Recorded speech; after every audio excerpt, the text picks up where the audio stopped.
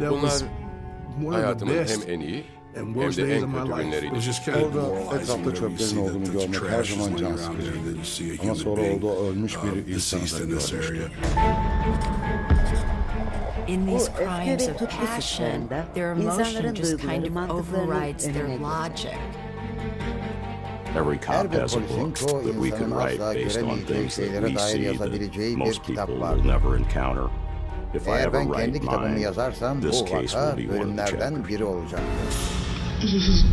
Çok tuhaf.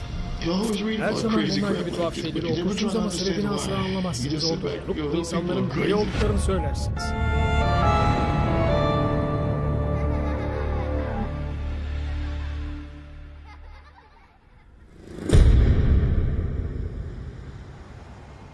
Ağustos 1999 günü gece saatlerinde devriye amiri ben ve biri geldi. Bir cinayet ihbarı yaptı. Olay yerine gittim. Burası Mulberry Caddesi'ne 300 blok mesafede olan bir yerdi. Çok ıssız bir bölgeydi. Sık ormanlar, pek çok tepe ve küçük bir vadi vardı. Evlerin aralarında uzun mesafe görünüyordu. Kimsenin çığlığınızı duyamayacağı bir yer gibiydi. Etrafa bakıp bölgeyi araştırıyordum. Bir dereye baktığımı hatırlıyorum. Kurbanın cesedini gördüm. Yaklaşık 17-18 santim suyun içinde yüzü koyun yatıyordu. Ve bunu görünce bir cinayetle karşı karşıya olduğumuzu anladım.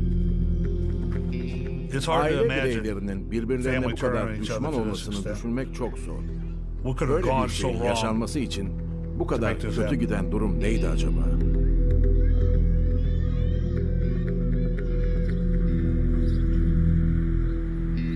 The Merrifield family lived in Collinsville, Illinois, which is just on the other side of the river from St. Louis, Missouri. Collinsville is a blue-collar and white-collar community. It has a lot of diversity there. Orada çok farklı insanlar bulunur. Merrifield'lar oldukça karmaşık bir aileydi. Josie ve Sandra Merrifield kız kardeşlerdi. Ama anneleri farklıydı, babaları aynıydı. Onlardan küçük çocuklar da vardı. 1989'da kız kardeşler Summit sokağındaki evde yaşıyordu. Ebeveynleri Joe ve Eileen evde fazla vakit geçirmediklerinden Sandy evdeki en ufak çocuklara sık sık bakar hale gelmişti. Sandy biraz sessizdi. O ablaydı. Daha büyüktü. Josie daha eğlenceli olan taraftı. Sanki hiçbir endişesi ve derdi yok gibiydi. Onun sevimli, çilli suratlı küçük bir kız olduğunu düşünüyordum. Herkese bulaşan bir gülümsemesi vardı. Sandy çok küçük yaştan itibaren bir bakıcı haline gelmişti. Küçük kardeşlerine karşı hep bir anne gibiydi. Yemekleri yapan, çocuklarla ilgilenen kişi hep oydu. Her şeyi o yapardı. Sandy ve Josie birlikte çok zaman geçiriyordu. Ailede oldukça büyük bir sevgi vardı ve kız kardeşinizle aranızda gerçek bir sevgi ve yakın bir bağ yoksa ona bu şekilde bakıp çok fazla vakit geçiremezsiniz. Josie'nin ablasına karşı büyük bir sevgisi vardı. Ama aynı zamanda Sandy sadece 4 yaş daha büyük olsa da kuralları koyan ve kardeşinin disiplinini sağlayan taraftı. Yani Josie'nin kendini biraz kontrol altında hissettiğine eminim.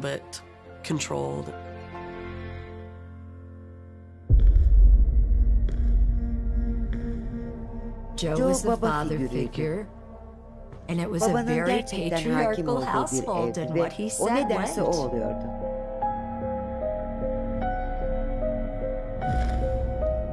Joe bana bir çelik fabrikasında boruları ayarlayan biri olduğunu ve tamirci gibi bir yerde arabalar üzerinde çalıştığını da söylemişti.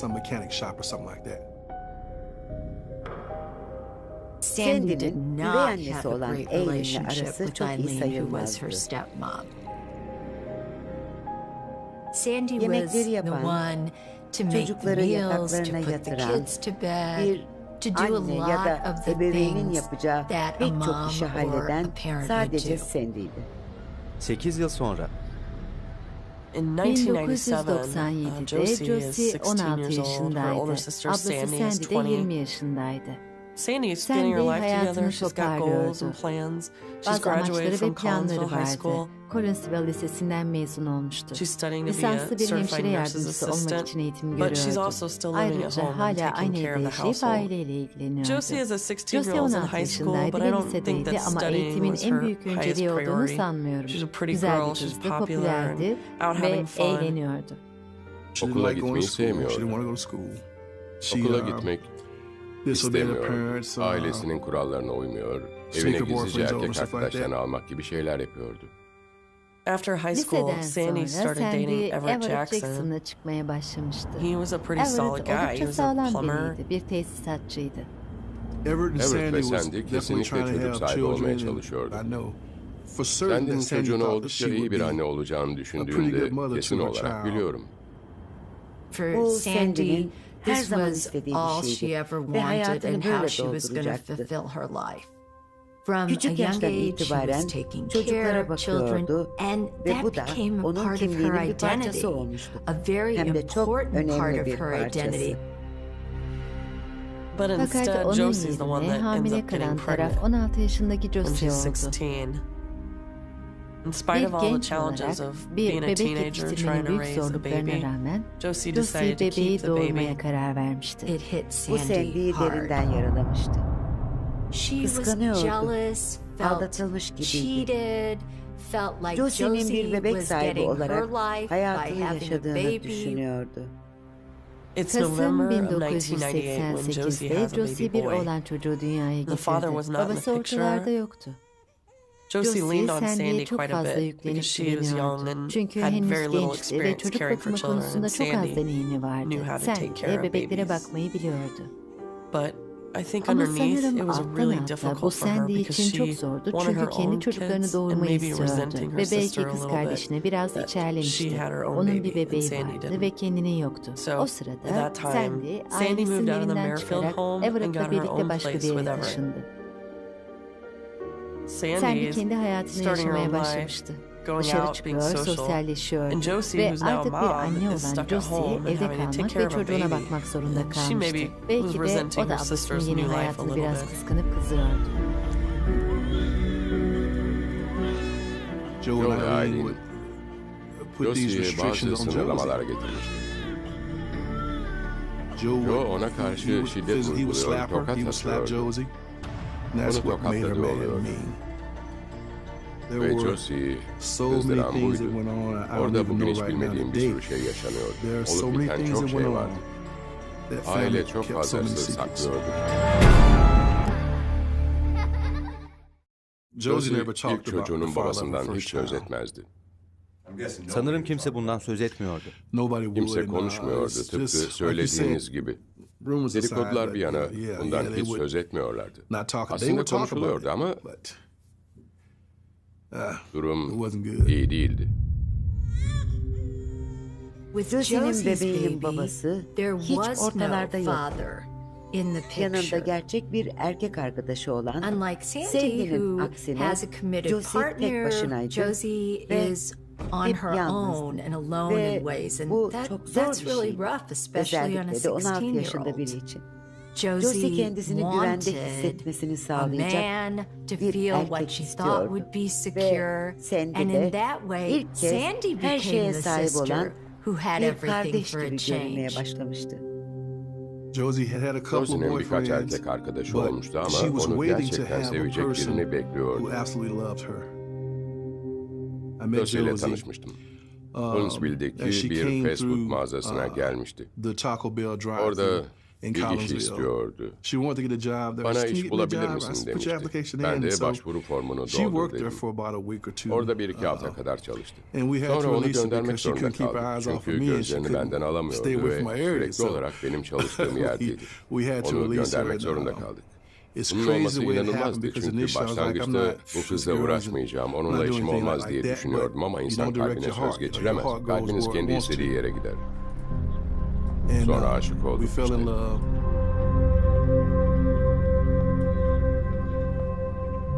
Sandy beni ve Josie'yi birlikte gördüğünde bundan hiç hoşlanmamıştı. Hem de hiç.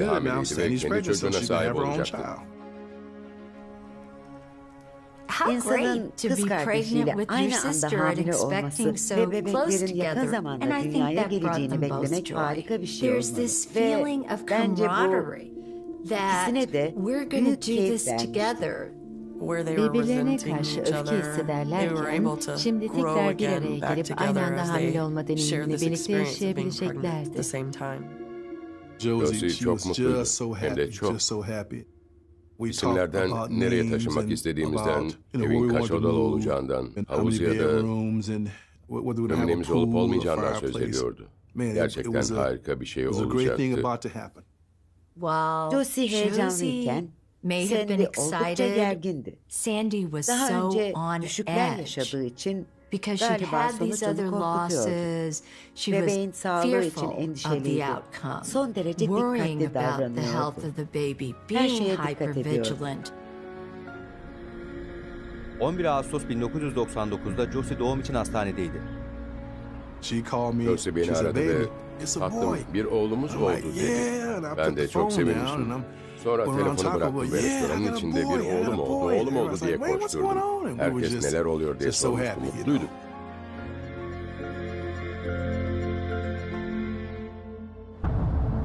Bu Merrifield ailesinin son mutlu günüydü. Bundan birkaç saat sonra hayatları tamamen değişecekti. 36 yıldır polisim ve bu hala konuştuğumuz o vakalardan biri diyebilirim. Bu herkes için tuhaf bir vaka. Gördüğümüz her şeyin ötesinde bir durum. Oldukça sıra dışı. 12 Ağustos 1999. Josie Merrifield'ın bebeğinin doğurmasının ertesi günü. Everett işten eve geldi ve evlerine girdiğinde gördüğü ilk şey Josie'nin 2 yaşındaki oğlu oldu. Onu görünce Josie'nin evin başka bir yerinde olduğunu, bebeğiyle geldiğini düşündü. Sonra yatak odasına girdi. Kendi oradaydı ve yanında bir bebek vardı. Sandy, tebrikler işte bebeğimiz dedi. Sandy biraz acı çektiğini ve doktora gittiğini, sonra da bebeklerini o sabah doktorun muayenehanesinde dünyaya getirdiğini anlattı. Everett şaşkına dönmüştü ve biraz da kafası karışmıştı ama bebek sağlıklı görünüyordu. Everett daha sonra Josie'nin nerede olduğunu sordu. Sandy, Josie'nin erkek arkadaşı Chester'la beraber dükkana gittiğini söyledi. Everett dışarıya çıkıp bebek için gerekli şeyleri almaya karar verdi. Ama önce 2 yaşındaki çocuğu Merrifield ailesinin evine götürdü. Oraya vardığında Josie ve Sandy'nin kız kardeşi Josie nerede diye sordu. Everett de ona Josie'nin erkek arkadaşını görmeye gittiğini söyledi. Everett alışveriş merkezine gitti. Bir bebeğin ihtiyacı olabilecek her şeyi aldı. Bebek bezi, bebek maması gibi. Bu arada Chester Merrifield ailesinin evine geldi. Yalnızdı. Arabamı park ettim ve bana bakıp o nerede diye sordular. Ben de kim nerede, neden söz ediyorsunuz dedim. Josie'nin kız kardeşi o en son seninle gitmişti dedi. Ben de hayır dedim. Gerçekten de çok gergindim. Kafamdan bir sürü şey geçiyordu. Bunları onlara söylemedim ama kafamdan geçen şeylerden sonra aman Tanrım diye düşündüm. Everett alışveriş merkezinden çıktıktan sonra yolda diğer taraftan geçen Joe ve Eileen'i, yani kız arkadaşının anne babasını gördü. Ve onların Josie'yi aradıklarını öğrendi. Az önce Sandy'nin yanına uğramışlardı. Kapıyı çaldıklarında içeride ayak seslerini ve birinin olduğunu duymuşlardı. Ama kapıyı açan olmamıştı. Bu da onlara biraz garip gelmişti. Ayrıca Sandy'nin bebeğini dünyaya getirdiğini Everett dışında bilen kimse yok gibiydi. Bir süre sonra herkesin kafasında bazı düşünceler ortaya çıkmaya başlamıştı. Burada tuhaf bir şeyler var. Bu normal değil. Normal olmayan bir şeyler var diyorlardı. Everett evde Sandy ile konuşmaya başladı. Sandy de hikayesini değiştirmişti. Josie geri gelmeyecek dedi. Ve bunu söylemek şekli yüzünden Everett gerçekten korkunç bir şeylerin olduğunu anlamış. Everett, Sandy ve bebeği alıp onları arabaya bindirdikten sonra Collinsville polis merkezine doğru yola çıktı. Akşam nöbetinde çalışıyordum. Sonra lobiye çıktım ve Sandra Merrifield, Everett Jackson'ı gördüm. Bir bebek tutuyorlardı. Sandy polis merkezine geldiğinde kız kardeşinin nerede olduğuna dair çelişkili ifadeler veriyordu. Everett de bu işin gerçeğinin ne olduğunu öğrenmek istiyordu. Bu yüzden de Everett ve Sandy'yi ayırmaya karar verdi. Yanımda oturan kişi kendisini Everett C. Jackson olarak tanıttı. Umarım Josie'nin başına bir şey gelmemiştir çünkü normal olmayan bir şeyler var. Neredeyse rahatsız olmuş, neler olduğunu anlatmalıyım der gibiydi. Odaya döndüm ve ona sorular sormaya başladım. Ona normal olmayan bir şeyler var dedi. Sen diye sorular mı soruyorsun? Sen diye sorular soruyordum ve normal olmayan bir şey var dedim. Josie nerede diye sordum. Sonra sen diye baktığımda başta yüzünde sakin bir hava vardı. Sonra bana Josie'nin gittiğini söyledi. Josie'ye ne oldu dedim. Onu sorunca gerçekten korktum. Gergin bir hal aldı. Bundan sonra bana oturmamı söyledi. O anda ters giden bir şeyler olduğunu anlamıştım. Onun bir şeyler yaptığını yakalamıştım ama bana anlatmıyor. Sandy was very guarded, quivering voice. She was rocking back and forth in the chair, front to back, rocking action like this. Everett dükkandan eve döndükten sonra içeri girdi ve konuşmaya başladı.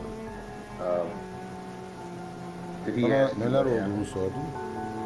Evet. Sana gerçeği söyle yoksa evden gideceğim dedi değil mi? Evet. Tamam. Bu olanlar yaşansın istememiştim. İstemedim. İstemedim. Kız kardeşime asla zarar vermek istemezdim. Sandy Josie'nin hayatta olup olmadığını bilmediğini iddia etti. Ama onun nerede olduğunu biliyor. 12 Ağustos 1999, saat 21. Kız kardeşime asla zarar vermek istemezdim. Neler olduğunu gerçekten bilmiyorum. Bilmiyorum. Keşke hatırlayabilseydim. Tamam. Ama yapamıyorum. Önceliğimiz Josie'nin hayatta olup olmadığını öğrenmek ve Sandy'yi bir an önce bizi Josie'yi en son gördüğü yere götürmeye ikna etmek istiyordu. Ve Sandy de hemen bunu yapmayı kabul etti. Olay yerine giderken ne bekleyeceğimizi bilmiyorum. Aklımdan bir sürü düşünce geçiyordu. Ne görecektim? Orada ne görecektim? Sandy sürekli olarak üzgün olduğunu, ona zarar verdim ama bunu istemiyordum deyip duruyordu. Ve yine sürekli ileri geri sallanıyordu. Sandy yaptığı şey için endişeliydi ve o noktada söylediklerinin hepsi doğru mu bilmiyordu.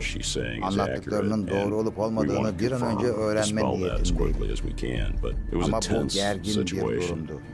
Başka bir devriye memuru olan Rick Barrett, başka bir devriye arabasında bizi takip ediyordu. Her ihtimale karşı. Sonunda Sandy'nin dediği yere geldik ve bize işte şurası, Josie derenin içinde dedi. Benimle birlikte başkomiser Delmore araçtan çıktı. Memur Barrett'e arabanın yanında kalıp Sandy ile ilgilenmesini istedi. Onun kendine zarar vermesini ya da başka bir şey yapmasını istemiyordu. Oraya yürümeye başladığımızda sanırım Ed benim biraz önümde gidiyordu. Bir köprü vardı. İnsanlar orayı bir köprülük olarak kullanıyordu.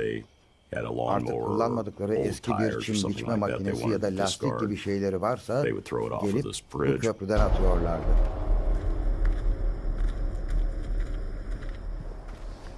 Oraya vardığımızda her şey oldukça açık. Ceset, yüzü koyun oradaydı. Yüzü suyun altındaydı. Öldüğü çok belliydi. Kurbanın cesedini bulduğumuz anda ablasını yani şüpheliyi cinayetten tutukladık.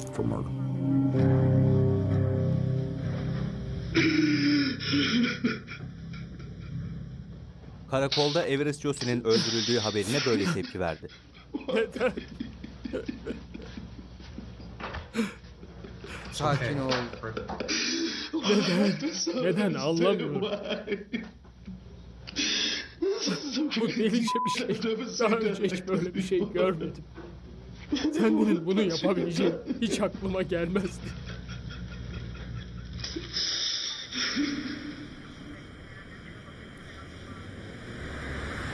Akıllardaki soru şuydu.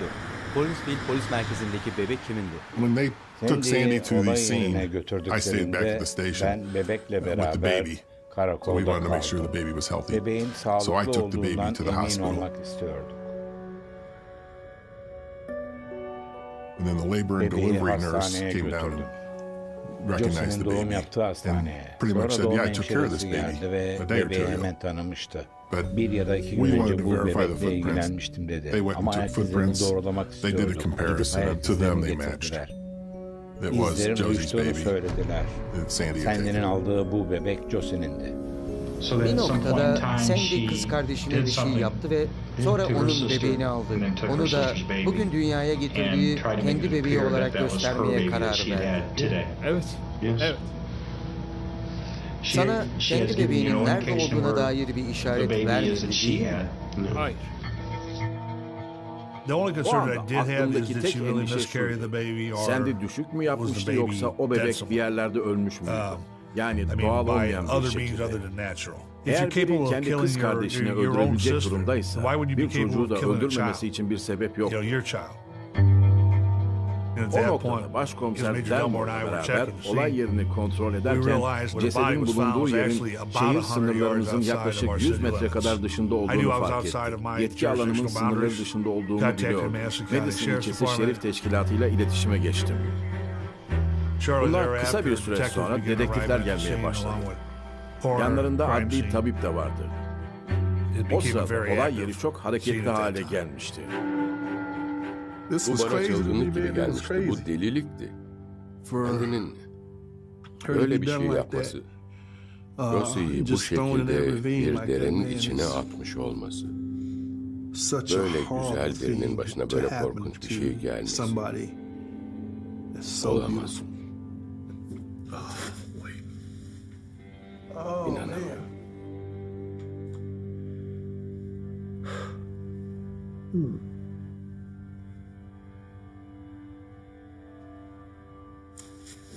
Acele etmene gerek yok. Üzgünüm. Bunun zor olduğunu biliyorum.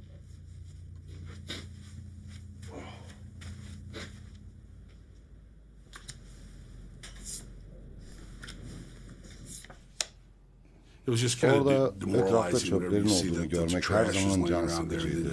Ama sonra orada ölmüş bir insanı görmüş. 12 Ağustos günü saat 9'u biraz geçerken evime bir telefon geldi. Görevde olan dedektif bendim. I was directed to the Collinsville Police Department. Once I got there, they indicated that they had a female who was currently in their investigations division in the basement of the police department. And I went into an interview room, and Sandy Merrifield, she was obviously distraught. All I did was introduce myself, and she indicated that she said I didn't mean to kill her. Öldürmek istemedim dedi. Sana bir form göstereceğim. Bunu ben ve dedektif Öbner getirdi. Sandra, senden formun alt tarafına saati yazmanı istiyorum. Bunu tamamen anladım. Doğru mu? Doğru mu? Tamam. Evet, doğru. Şu anda bir ifade vermek istiyor musun? Evet efendim. Pekala. It was a pretty Bu kız kardeşini straightforward öldürdüğü interview noktaya about kadar neler what had olduğuna transpired dair with her oldukça direkt up bir to the point sorguydu where she killed her diyebilirim. sister. Sandy Sandy had gone hastaneye and kız picked her sister up at the kardeşini almaya hospital. gitmişti. They went İkisi back birlikte to the Merrifield home. When yani they arrived ailelerinin back evine there, there was some döndü. discussion Oraya about döndüklerinde the ikisi two of biraz them konuştu. leaving Gidip to try Chester to Marshall'ı find bulmak konusunda Chester Marshall. konuşmuşlardı. Peki hangi araca bindiniz? Teyzemin aracına. Mavi station wagonu mu? Evet. The photographs that I'm Şu anda looking at baktığım now fotoğraflar are o gün of the kullanılan vehicle araca that was ait. used, a light Açık blue mavi bir station wagon. station wagon. The Bir photograph depicts the fotoğraf backseat yeni area doğmuş where bebeğin the ve 2 newborn yaşındaki and the çocuğun 2-year-old oturmuş olduğu would arka have been koltuğu seated. gösteriyor. While she and Josie were driving, they were having a discussion about where Josie was going to move with the new child. She said that during that conversation, it got a little bit heated. Josie ile yaşadığın tartışma sırasında Eğilin'le ilgili bir şeyler söylenmiş. Eğilin de senin annen değil mi? Üvey annem. Üvey anne. Peki söylenenler neydi? Josie'ye o kötü evden kurtulması gerektiğini söyledi. Eğlen'in sadece tembel ve pis bir kadın olduğunu anlattım ona. Sandy said that she and Josie got into such an intense argument that she pulled the car over and felt that she was going to become ill. She got out of the vehicle. Josie got out and was asking her if she was all right. Conversation continued, a little bit of an argument. And Sandy told us that she blacked out.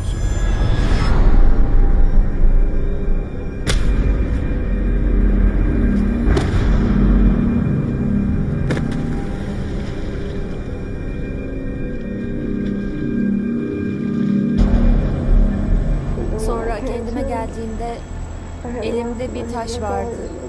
Pek hatırladığım bu. Orada bir derinin içinde yatarken mi öyle? O noktada herhangi bir yara, kan ya da benzer bir şey hatırlamıyorum. Doğru mu? Evet, hatta ayağa kalkamayacak, oraya bakamayacak kadar çok korkmuştum. Sonra arabaya bindim ve oradan ayrıldım. Josie, o küt cisimle ciddi bir darbe almıştı. Dereye düştüğünde bilinci kaybolmuş durumdaydı ve orada hayatta kalmayı başaramadı. Sandy oradan ayrıldı, arabadaki 2 yaşındaki çocuk ve bebekle beraber eve döndü, kıyafetlerini değiştirdi ve erkek arkadaşı Everett'ın eve gelmesini bekledi. Sonra yatak odasına girdim ve orada bir bebek vardı. Sandy'nin bebeği doğurduğunu düşünmüyorum. Onun Josie'nin bebeği olduğunu düşünüyorum. Bugün ya da dün, bir zaman diliminde Sandra bebeğini doğurmuş olmalı. Evet, bebeğin göbek bağının boğazı etrafına dolanmış halde doğduğunu söyledi. Bebeğin ölü doğduğundan söz etti. Sana bebeğe ne yaptığını söyledi. Bana söylemedi. Kafanızdan şu geçiyor. Bebeğine zarar vermiş miydi yoksa gerçekten başka bir bebek var mı? Bebek canlı mı doğmuştu ve artık ölü mü? Bender'in hem kız kardeşini hem de kendi yeni doğmuş çocuğunu öldürmesi kesinlikle olası görünüyor. 12 Ağustos 1999'da o gün hamile mi? Evet. We had to get to the bottom of Sandy's story of whether or not she delivered a child and what happened with that child. Sandy said that she got up early that morning, Everett left for work as he normally does. Normalde yaptığı gibi işine gitmişti. Bize söylediğine göre saat sabah 6:45 civarında sen tuvaletteyken suyun gelmiş. Evet efendim. While she was using the restroom in the morning, her water broke, and she was having some pretty serious, what she described as labor pains. As the labor pains grew, she just got in the car and started driving. Saat sabah 7 civarı evden ayrıldıktan sonra ne yaptın? Bir yere mi gittin? Horseshoe Gölü'ne gittim. Tamam. Bu sancılar yüzünden aracı park ettiğini ve arabadan çıkarak sancıları azaltmaya çalıştığını anlattın. Doğru mu? Evet efendim. She said that the pains continued, and that all of a sudden she delivered a child while standing in the wooded area. And in her estimation, the baby weighed about 5 pounds. 2 kilodan fazla gibiydi. Çocuğu doğurduğunda morarmıştı, nabzı yoktu ve kalbi atmıyordu. Evet efendim. Tamam. Bebeğin nabzının olmadığını, tıp alanında aldığın eğitim sayesinde anladım. Bu doğru mu? Evet efendim. She was a certified nurse's assistant. She even indicated that she cleared the airway of the child, and in her words, the baby was obviously deceased. So we asked her what she did next. Bebeğin hayatta olmadığını belirledikten sonra çocuğa ne yaptı? Onu göle attım. She said she threw the child in the water. The next morning, we had made arrangements to get an underwater dive team, a rescue team, and some cadaver dogs to meet us in the area at Horseshoe Lake where she said she'd thrown this child in. This is the area where she said she got close to the water. She indicated she was 15 or 20 feet away from the water and made a throwing motion underhanded. Our concern was, if in fact there was a child in the water, then we needed to retrieve that. I mean, that's human nature. And so we obviously to corroborate her story. We were looking for any kind of blood or anything that may have come with a miscarriage of a child. And I was not seeing any signs that a child would have been born in that particular area. So I was having a hard time buying the story. At that point, we asked her, were you even pregnant, or did this even happen? And she kind of sat and thought about it for a minute, and I explained to her, I said, there are people putting their lives at risk being in that water down there. One of those individuals would get hurt, drowned, or something traumatic would happen. I said, it's all going to fall back on you. And at that point, she told us that she had made that story up. She never did throw a child in the water, and she was never pregnant.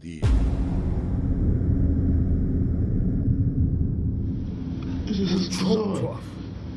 Her zaman böyle çılgınca haberleri okursunuz ama sebebini hiçbir zaman anlamazsınız. Önce oturup o insanların deli olduğunu söylersiniz ve onlardan biriyle yaşarsan bana yazıklar olsun dersiniz. Sandy birdenbire kendini kaybetmemişti. Bence bunu planlamıştı. Josie Sandy'ye bebeğini vereceğine söz vermiş ve sonra da sözünden caymıştı. Bu da Sandy'yi tetiklemiş olabilirdi. Ne olursa olsun onu almalıyım demişti. Ailesini hamile olduğuna inandırmıştı. Öyle ki sahte doktor randevuları ayarlıyor. Daha geniş bol kıyafetler alıyordu. İnsanlara bebeğin hareket ettiğini söylüyordu. Bütün bunları düşünmüş olsa da hikayenin sonunu düşünmeyi başaramamıştı. İnsanlar sorular soracaktı. Josie'nin ortaya çıkıp bu hikayeyi doğrulaması gerekecek. Ve Josie'nin bebeği nerede diyecekler. Bir bebek eksik olacak. Bu dosya ilerlerken aklımdaki sorulardan biri şuydu. Sandy mahkemeye çıkabilecek durumda görülecek. Çünkü birinin böyle bir şey yapabilmesi için bazı zihinsel sorunları olması gerektiği açıktı. Savunma bir psikolog olarak şunu değerlendirmemi istedi. Olanları etkilemiş olabilecek bir zihinsel sağlık sorunu var mı? Ona bipolar rahatsızlık ve hipomani teşhisi koymuştum. Sandy'nin hamile olduğunu düşünüyorum. Birlikte çalıştığım avukatı onun hamile olduğuna dair kanıtlar bulunduğunu söyledi. Bize suyunun geldiğini söylemişti. Ve sürücü koltuğunda da sıvı bulunmuştu. Sürücü koltuğunun yanındaki yerde ayna bulundaydı. The photographs we're looking at is a photograph of the blue station wagon that was used during this homicide. Buradaki diğer bir Another fotoğrafta aracın photograph içindeki is sürücü of tarafını gösteriyor. the front driver interior of this Dikkatimizi vehicle. çeken What drew our şu, attention to the aile vehicle was üyeleri family members sürücü noticed koltuğuyla beraber that the yine driver's aynı seat was bölgedeki wet and zeminin ıslak olduğunu, the floorboard in the driver's area was also wet and obviously very saturated. So they were unsure as to why it would be like that. Sandy'nin babası, ailesi sanırım onun suyunun geldiğini düşünüyor. Araca bindiğinde doğumunun başladığını düşünüyorlar. Yani bana kalırsa onun hamile olduğu bebeğini dünyaya getirdiği olasılığını göz ardı edemeyiz. Belki çocuklarını dünyaya getirdiğini ama çocuklarının öldüğünü erkek arkadaşına söylemek istememişti. Neden hastaneye gitmediğini merak ediyorum. Çünkü korkmuştum. Neden korkmuştun? Bir bebeğimi daha kaybetmekten. Birkaç kere düşük yaptıktan sonra hayatları alt üst olan kadınlarla tanıştım. Her türlü psikolojik semptomları gösteriyorlar ve kendileriyle ilgili bir duyguya sahipler. Kendilerini eksik ya da Tanrı'nın onlara verdiği bebek yapma hakkını kullanamayan kişiler olarak görüyorlar. Ve bu durum onları psikolojik olarak çok yaralıyor. Everett'ı bir kez daha Hayal kırıklığına uğratmak istemiyordum. And that led her to taking Josie's baby as a replacement for hers. I think she developed postpartum psychosis. That resulted in this crime of passion. The other thing we know is that Sandy was an abuse survivor. From a very young age, Sandy had been sexually and emotionally abused. Josie was also being abused, and abuse survivors very often experience what we call dissociative states, during which they kind of have these out-of-body experiences. Onunla tartıştığımı hatırlıyorum. Ve sonra kendime geldiğimde elimde bir taş vardı. Tek hatırladığım bu. Tamam. I believe that Josie's death was not premeditated and that she should not have been held fully responsible for her actions. Bu olayda zihinsel bir rahatsızlığın belli bir derecede rol oynadığı kesin. Ama etrafta pek çok zihinsel rahatsızlık çeken insan var. Ama onlar ellerine bir taş alıp kardeşlerinin kafasına vurarak cinayet işlemiyor. Sandy'nin bütün bunları çok kurnaz bir şekilde planlamak için kafa yorduğu çok açıktı ve mahkemede aynı şeye karar vermişti. We charged her with first degree murder. At Sandy's sentencing hearing, she, through a plea agreement, agreed to plead to second degree murder and not first degree. Sandy was given an 18-year prison sentence. O zamanlar Illinois'da bir mahkum genelde aldığı hapis cezasının sadece yarısını çekiyordu. Ayrıca iyi hal indirimi de alıyordu. Yani Sandy de kız kardeşini öldürme suçundan sadece 7 sene içeride kaldı. Hapis cezasını duyduğumda vücuduma bir bıçak girmiş gibi oldu. Çok acı vericiydi. Büyük bir acı hissettim. Çünkü Josie için adaletin hala yerini bulmadığını düşünüyorum. Josie'nin çocukları aile ve sosyal hizmetler birimi tarafından koruyucu ailelere verildi. Josie'nin büyük oğlunun babasının kim olduğu hiç bulunamadı. Birkaç sene sonra DNA testi Josie'nin ikinci çocuğunun babasının Chester olduğunu kanıtladı. O benim oğlum. Ben dünyanın en iyi babası olurdum. Çocuklarıma karşı böyleyimdir ve ona babalık yapmama izin verilmedi. Chester şu anda oğluyla bir ilişki kurmaya çalışıyor. Bu olay yıllar önce oldu ama bazen uyandığım zaman evet bu olay oldu diye düşünüyorum. Ve bana gerçek değilmiş gibi geliyor. Kesinlikle gerçek değilmiş gibi. Josie'yi çok özlüyorum. Hem de çok her zaman onu arıyorum. Woodland Park'ta onun mezarına gidiyorum. Güneş batarken gitmeye çalışıyorum ve onunla konuşuyorum. Beni duyduğunu biliyorum. Seni seviyorum. Seni seviyorum. Yapacağımız çok şey vardı Josie. Bunları yapma şansı bulamadık. Seni seviyorum canım. Rahat uyu, tamam mı? Rahat uyu canım. O çok güzel bir insan. Çok güzel bir insan. Seni seviyorum. Ben yaşadığım sürece o da yaşayacak.